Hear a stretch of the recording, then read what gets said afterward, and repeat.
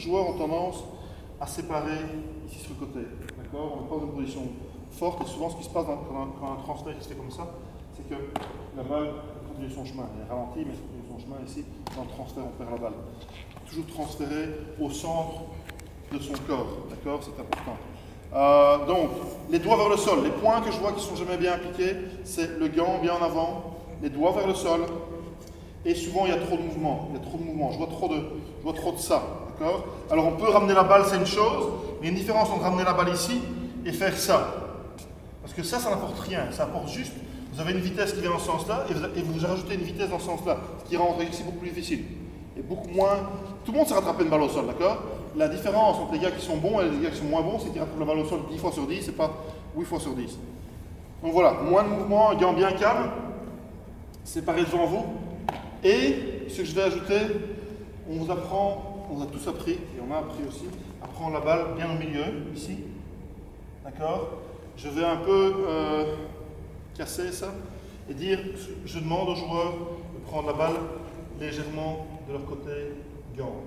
Donc ici, position plus naturelle, position plus neutre, qui va me permettre plus de réagir que si je suis décalé ici dans une position qui n'est pas naturelle, parce que mon bras est hors position naturelle. Donc ici, ça, c'est la position naturelle, d'accord? L'autre main peut venir ici. Je fais beaucoup de drill à une main, spécialement avec les petits. Pourquoi? Effectivement, on ramasse la balle à deux mains. 95% des joueurs ramassent la balle à deux mains. Mais les joueurs qu'on voit au bon niveau, effectivement, c'est plus sûr de ramasser la balle à deux mains. Ça, il n'y a pas de discussion là-dessus. Mais ce qu'il y a, c'est que comme on apprend aux jeunes à ramasser la balle à deux mains, ils perdent la capacité de la ramasser à une main. Et il y a beaucoup de situations au baseball où on va ramasser la balle à une main. Et souvent, je vois... Hein, beaucoup plus de range. Je sais plus qui. C'était Geoffrey qui était un bon athlète, qui était là et il y avait le short-top, il avait à deux mains ici avec le short-top. Mais clairement, c'est une balle qui devient difficile à deux mains. Oui, il y a une deuxième main qui assure, mais ça ne va jamais être soft. Ça va toujours être un peu contraint. Ici, moi, je veux vraiment apprendre aux jeunes, et je conseillerais vraiment de faire ça, d'apprendre à être libre avec le gant. Donc, tous les exercices qu'on peut faire. La petite balle, la racquetball, la balle qui roule très fort. Le balle tennis, très très bien, parce que balle tennis, si vous faites dans les drill avec gants et balle tennis, si vous êtes un peu violent, vous faites ce machin-là, la balle va aller dans tous les sens. D'accord? Même chose sur le back-end, la balle va aller dans tous les sens. Si vous êtes trop dur, vous devez vraiment apprendre. C'est comme les catcheurs. Les catcheurs, on dit les catcheurs, ils vont bloquer la balle à l'avant, pareil. Les catcheurs, ils amortissent la balle, mais sur un espace, bam, ici. Ils font pas ça. Ils font pas ça non plus, parce que ça, s'ils faisaient ça, ils se feraient exploser la main. Mais c'est très léger, c'est un recul très léger. C'est un peu la même chose qu'on voudrait accomplir avec le gant ici, vraiment, parce que quand vous avez ici une balle à 0,3 à l'heure et qui commence à faire un mouvement pareil, qu'est-ce que vous allez faire comme mouvement quand la balle est frappée à 150 à l'heure? D'accord? Donc si vous apprenez à ralentir la balle ici très court, quand la balle sera plus forte, vous allez ajuster et vous avez de la place pour amortir cette balle. Donc vraiment, ça c'est le point important au niveau du fielding. Déplacement au niveau du fielding, gauche-droite, essayez d'éviter des déplacements comme ça. Un peu comme on a fait dans l'outfield, il y a toujours un déplacement quand la balle est sur le côté, on va se déplacer à 45 degrés. D'accord? Parce que si on va dans une position comme ça, qu'est-ce qui se passe? Bon, on va le faire, tiens. On va le faire. Qu'est-ce qu'il y a encore un peu de jus? Ben, on va prendre Guillaume. Guillaume, tu vas te déplacer sur la ligne jaune. D'accord? Tu vas t'envoyer une balle sur le côté. Tu vas te déplacer vraiment latéralement sur la ligne jaune. Ok? Ok. C'est pas mal. Pas mal. N'empêche, où était le poids de son corps? Devant lui? Je dirais plutôt sur le côté. Parce que sa course va par là, il doit naturellement son poids par là. On veut éviter, parce que après il y a un lancer à faire. Ok, la balle n'est pas très difficile ici.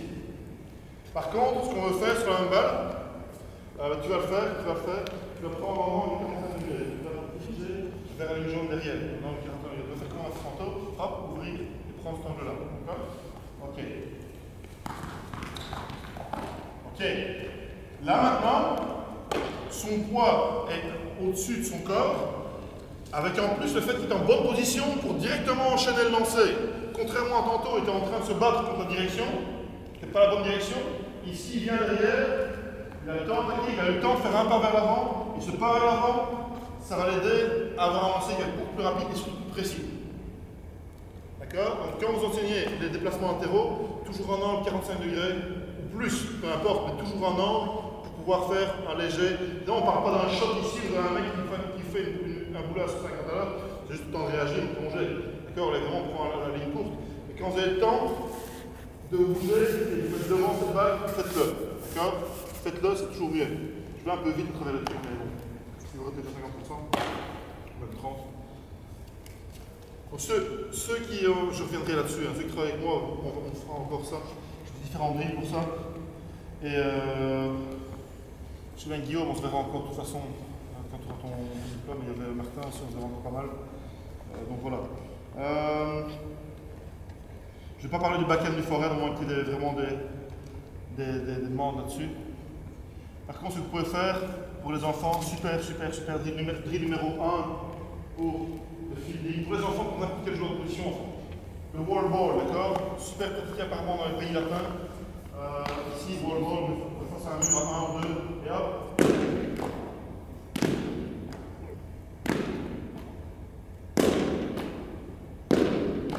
Hop.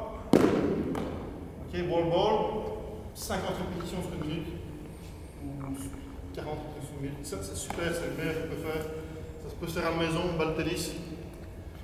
Si vous avez des stations, des stations de frappe, il y a deux gars qui sont off, il y a plus de matos pour eux, un peu de wall ball sur le côté. Vous voulez le rendre avec un challenge, c'est un chrono. Ils doivent faire, s'il est tout seul, autant, ils doivent faire 30 passes sur une minute, par exemple, 30 passes sur 50 secondes. Si c'est à deux, vous mettez des goals. Un lance, un peu comme un squash, d'accord? Un lance. Et si la balle passe, vous faites les goals sont derrière, c'est un point. Voilà, on peut jouer avec ça. Mais le truc, c'est qu'il y a beaucoup de répétitions sur peu de temps.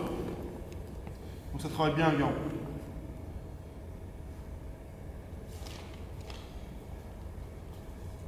C'est trop compliqué pour ça maintenant. Ok. Ce qu'on va faire maintenant, on va faire quelques drills de communication qui sont sympas, qui peuvent être faits pour les jeunes, mais aussi pour les seniors. Alors, la première chose à faire quand il y a une balle au sol, une balle au vol, c'est quoi?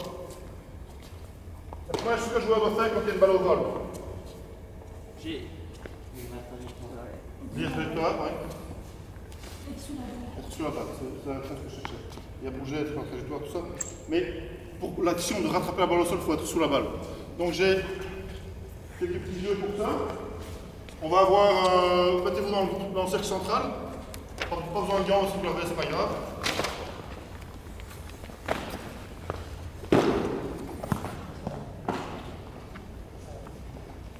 Alors, comment être sûr qu'on est en dessous de la balle? On la prend sur la terre. D'accord?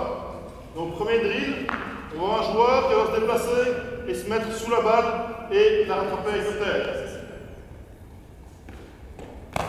Pas aussi évident qu'on pourrait le croire. Il y a beaucoup de gars qui vont mal évaluer et qui vont apprendre sur le dos ou sur le nez ou qui sont assez constables d'où il est. Ok? Bien, on est bien. Alors, ils utilisent des ballons un peu ici, un peu